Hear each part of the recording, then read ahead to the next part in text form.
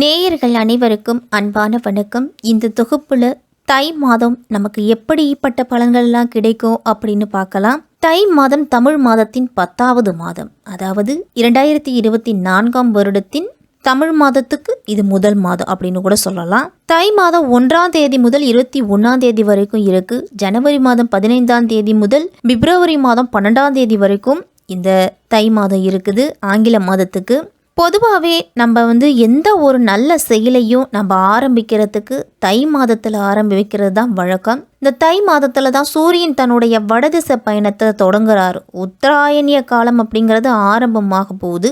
தேவர்களோட உலகுக்கு தட்சிணாயனம் எனப்படும் 6 மாத இரவு காலம் முடிஞ்சு 6 மாத பகல் காலம் அப்படின்னு சொல்லக்கூடிய உத்தராயண காலம் ஆரம்பமாக போகுது.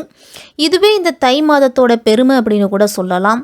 ஆடி மாதத்தில் விதைச்ச நெல்லெல்லாம் தை மாதத்தில் தான் அறுவடை செய்வாங்க. அந்த அறுவடை செஞ்ச நெல்லில் தான் தை பொங்கல் அன்று புது அரிசியில் பொங்கல் செய்து சூரிய பகவானுக்கு படைப்பாங்க.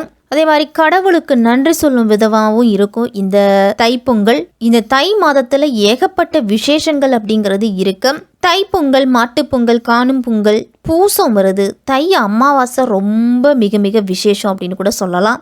மக்கள் நல்ல விளைச்சலுக்கு உதவிய சூரிய கடவுளுக்கு நன்றி செலுத்தும் விதமாக தான் தை மாதத்தின் முதல் நாளை தை பொங்கலாக நம்ம கொண்டாடுறோம். இந்த தை மாதத்தை மகர மாதம்னு கூட அழைப்பாங்க. ஏன்னா மகர ராசிக்குள்ள சூரியன் நுழைவது தான் அதுக்கு காரணம். இப்படிப்பட்ட இந்த தை மாதத்துல கிரகங்களோட நிலைகள்லாம் எப்படி இருக்கு அப்படின்னு பார்த்தோம்னா, சூரியன் மகர ராசியில சஞ்சரிக்கிறாரு. செவ்வாய் தனுசு ராசியில இருக்கிறாரு. மாதத்தின் பிற்பகுதியில மகர ராசிக்கு போறாரு. புதன் தனுசு ராசியில இருக்கிறாரு. அதன் பிறகு மகர ராசிக்கு போறாரு. சுக்கிரன் விருச்சிகத்துல இருக்கிறாரு தை மாதம் 5ஆம் தேதி வரைக்கும். அதன் பிறகு தனுசு ராசிக்கு போறாரு. குரு மேஷ ராசியிலையும், சனி கும்ப ராசியிலையும், ராகு மீன ராசியிலையும், கேது கன்னி ராசியிலையும் இருக்கிறாங்க. இப்படிப்பட்ட சஞ்சாரத்துல தான் இந்த தை மாதம் பிறக்குது. இப்படிப்பட்ட நிலையில இந்த 12 ராசிக்காரர்களுக்கும் எப்படிப்பட்ட பலன்கள்லாம் கிடைக்கும் அப்படின்னு நம்ம விரிவாவே பார்க்கலாம். அனைவரையும் அனுசரித்து செல்லக்கூடிய குணம் கொண்டவர்கள் தான் இந்த விருச்சிக ராசிக்காரர்கள். விசாகம் 4ஆம் பாதம், அனுஷம், கேட்டை நட்சத்திரத்தில் பிறந்தவங்களுக்கெல்லாம் இந்த தை மாதம் எப்படி இருக்கும், என்னென்ன பலன்கள்லாம் கிடைக்கும் அப்படின்னு பார்க்கலாம். தை மாதத்தின் தொடக்கத்திலேயே உங்கள் ராசிநாதன் செவ்வாய் லாபாதிபதி புதனோடு இணைஞ்சி சஞ்சரிக்கிறாரு. அதனால பொருளாதாரத்தில் ஒரு திருப்திகரமான நிலை இருக்கும். புதிய முயற்சிகள் எல்லாம் வெற்றி உண்டு உங்களுக்கு. சனி 4ஆம் இடத்துல இருக்கிறதாலையும் அர்த்தாஷ்டம சனியின் ஆதிக்கம் நடைபெறுவதாலையும் அலைச்சல் அப்படிங்கிறது கொஞ்சம் அதிகரிக்கும் உங்களுக்கு. அதனால உடல் ஆரோக்கியத்தில் மட்டும் சற்று கவனத்தோடு இருக்கணும். சனிக்கிழமையில ஆஞ்சநேயரை வழிபட்டுட்டு வாங்க, உங்களுக்கு அதிக நன்மைகள் நடக்கும். சூரியன் 3ஆம் இடத்துல இருக்கிறாரு. அதனால அரசாங்க ஊழியர்களுக்கெல்லாம் பணியிட மாற்றம் கிடைக்கும். தொழில் காரணமாக அடிக்கடி வெளியூருக்கு செல்லும் வாய்ப்பெல்லாம் வரலாம். உங்க ராசி அதிபதியான செவ்வாய் வருமானத்தை அதிகரிக்க செய்வாரு. உச்சம் பெறப்போகும் செவ்வாயால நிலத்தின் மூலம் செய்யக்கூடிய அனைத்து வழிகளிலும் உங்களுக்கு நல்ல லாபம் வரும். 22ஆம் தேதி முதல் வீடு, நிலம் வாங்கக்கூடிய யோகம்லாம் இருக்கு. தரகு, கமிஷன் தொழில் மூலம்லாம் உங்களுக்கு பணவரவு அதிகரிக்கலாம். நீண்ட நாட்களா நீங்க எதிர்பார்த்திருந்த நல்ல தகவல் உங்களோட இல்லம் தேடி இந்த மாதம் வரும். தை பிறந்ததுமே விருச்சிக ராசிக்காரர்களுக்கு பொருளாதாரமும் உடல் ஆரோக்கியமும் ஓரளவு சிறப்பாக இருக்கும். பெண்களுக்கெல்லாம் பொன் பொருள் சேர்க்கை அப்படிங்கிறது உண்டாகும். செவ்வாய் பகவானை ராசி அதிபதியாக கொண்டவங்க தான் இந்த விருச்சிக ராசிக்காரர்கள். உங்க ராசிக்கு 3ஆம் வீடான முயற்சிகள் ஸ்தானத்துல சூரிய பகவான் செவ்வாய் புதனோடு பயணம் செய்ய போறாரு. அதனால புதிய முயற்சிகளுக்கு நல்ல பாதை அப்படிங்கிறது தென்படும். சொத்து பிரச்சனைகளுக்கு தீர்வு கிடைக்க போகக்கூடிய மாதம் இந்த தை மாதம்.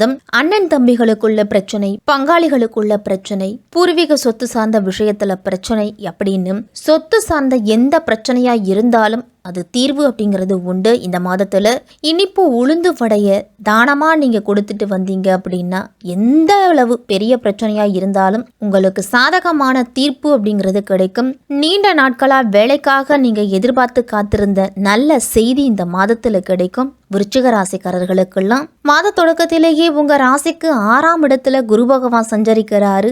தன பஞ்சமாதிபதியான குரு பகவான் தனஸ்தானத்தையே பார்க்கிறாரு. அதனால பொருளாதார சிறப்பா இருக்கும். தொழில புதிய பங்குதாரர்கள்லாம் சேருவாங்க. உங்களுடைய லாபத்தை அதிகரிக்கிறதுக்கு உங்களுக்கு கீழ் பணிபுரிபவர்களை அனுசரித்து போகணும். அவர்களை எல்லாத்தையும் வார்த்தைகள்ல நிதானத்தையும் பொறுமையும் கடைபிடிக்கணும். விருச்சிக ராசிக்காரர்கள்லாம் தொழில புதிய ஒப்பந்தங்கள்லாம் கையெழுத்திடும் பொழுது ஆவணங்கள் சரியா இருக்கா அப்படின்னு ஒரு முறைக்கு இருமுறை படிச்சு பார்த்துட்டு அந்த தொழில்ல அனுபவஸ்தர்களோட ஆலோசனையை கேட்டு நடந்துக்கிறது நல்லது.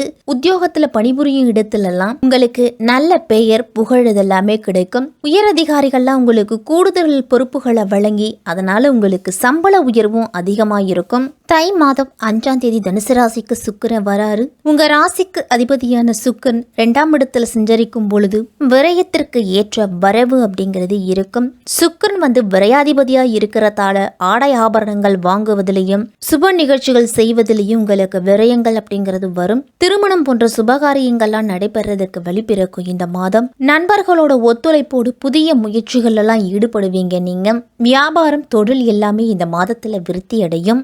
மாத தொடக்கத்திலேயே உங்க ராசிக்கு 4ஆம் இடத்துல சனி பகவான் சஞ்சரிக்கிறாரு. சுகஸ்தானத்துல சனி சஞ்சரிக்கிறதால சிறு சிறு ஆரோக்கிய தொல்லைகள்லாம் ஏற்படலாம். உரிய மருத்துவ ஆலோசனையை பெறுறது நல்லது.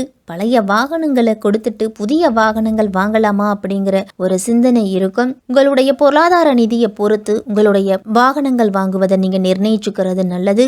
வீடு கட்டுவது, கட்டிய வீட்டை பழுது பார்க்கறது, இதனால உங்களுக்கு செலவுகள்லாம் வரும். தாயின் உடல் ஆரோக்கியத்துல கவனத்தோடு இருக்கணும். பொது வாழ்வுல இருக்கிறவங்களுக்கெல்லாம் மேலெடுத்த ஆதரவு திருப்திகரமா இருந்தாலும் ஒரு சில பிரச்சனைகள் அப்படிங்கிறது வந்துகிட்டே தான் இருக்கும். முடிஞ்சளவு போட்டிகளை சமாளித்து வெற்றி பெறுவீங்க.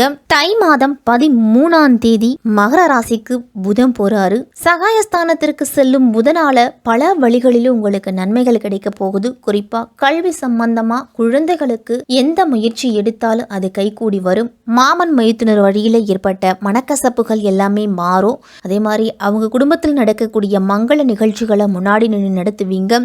புண்ணிய காரியங்களுக்கெல்லாம் உங்களால முடிஞ்ச பொருளுதவியை செய்வீங்க. பணிபுரியும் இடத்துல மேலதிகாரிகளோட ஆதரவு உங்களுக்கு மன நிறைவை கொடுக்கும். ஊதிய உயர்வும் உத்தியோக உயர்வும் கிடைச்சு மகிழ்ச்சியா இருப்பீங்க. மனதில் இருந்து வந்த குழப்பங்கள் எல்லாமே நீங்கி தெளிவு அப்படிங்கிறது உண்டாகும். உங்களுடைய நல்ல செயல்களால சமுதாயத்துல பெயரும் புகழும் உங்களை தேடி வரும். பயணங்கள்லாம் உங்களுக்கு லாபகரமானதா தான் இருக்கும். உங்க ராசிக்கு களத்திரஸ்தானாதி மற்றும் தனஸ்தானாதிபதியான செவ்வாய் தை மாதம் 21ஆம் தேதி சுகஸ்தானத்துக்கு பயிற்சி அடைகிறாரு. அதனால தாயோட உடல் ஆரோக்கியத்துல மட்டும் கவனத்தோடு இருக்கணும். வாகனங்களை ஓட்டி செல்லும் போதும் தீ இயந்திரங்களை பயன்படுத்துவதிலும் எச்சரிக்கையா இருக்கணும். பூமி தொடர்பான பணிகள், வீடு கட்டுவது, புதுப்பிப்பது போன்றவற்றிலெல்லாம் தாமத போக்கு இருந்தாலும் சிறிது காலத்துல உங்களுக்கு நன்மையை கொடுக்கும். மகரம் செவ்வாய்க்கு உச்ச வீடு அப்படிங்கறதால ஒரு சில காரியங்கள்லாம் உங்களுக்கு வெற்றியில முடியும். தொழில் ரீதியா எடுத்த முயற்சியில வெற்றி உண்டு. வியாபாரத்தெல்லாம் போட்டி போட்டவங்கெல்லாம் உங்களை கண்டு விலகக்கூடிய நேரம். துணிவும் தன்னம்பிக்கையும் அதிகரிக்கும். வெளிநாட்டில் உள்ள முன்னணி நிறுவனத்திலிருந்து உங்களுக்கு அழைப்புகள் கூட வரும். இந்த மாதத்துல வியாபாரம் தொழில் செய்யறவங்கெல்லாம் விரும்பியபடியே லாபம் கிடைக்கும். உத்தியோகத்திலெல்லாம் மேலதிகாரிகளோட மனதில் இடம் பிடிக்கக்கூடிய அளவுக்கு உங்களுடைய செயல்திறன் அப்படிங்கிறது இருக்கும். கலைஞர்களுக்கெல்லாம் புதிய ஒப்பந்தங்கள் வந்து சேருவதால மகிழ்ச்சியா இருப்பீங்க. வரவேண்டிய பாக்கி பணம் எல்லாமே வந்து சேரும். அனாவசியமான செலவுகளை தவிர்த்துக்குங்க. வாகனத்துல செல்லும் பொழுது கவனமா இருக்க. மாணவர்கள்லாம் படிப்புல அக்கறை அதிகரிக்கக்கூடிய மாதம். பெண்களுக்கெல்லாம் பொருளாதார பற்றாக்குறை அப்படிங்கிறது இருக்காது. கொஞ்சம் சிக்கனத்தை கடைபிடிச்சிங்க அப்படின்னா சேமிக்க முடியும் பெண்கள் எல்லாருமே. இந்த மாதம் சதுர்த்தி அன்று ஆணைமுக பெருமானையும் சஷ்டி அன்று ஆறுமுக பெருமானையும் வழிபட்டுட்டு வந்தீங்க அப்படின்னா ஆனந்தமான வாழ்வு அப்படிங்கிறது கிடைக்கும். விருச்சிக ராசிக்காரர்களுக்கெல்லாம் வெள்ளிக்கிழமையில ராகு காலத்துல துர்க்கை அம்மனுக்கு எலுமிச்சம்பழத்துல தீபம் ஏற்றி வழிபட்டுட்டு வாங்க. உங்களுடைய பொருளாதார நிலை அப்படிங்கிறது மேன்மேலும் உயரும். செவ்வாய்க்கிழமையில அருகில் இருக்கக்கூடிய மாரியம்மனுக்கு நெய்தீபம் ஏற்றி அர்ச்சனை செய்து வழிபட்டுட்டு வாங்க.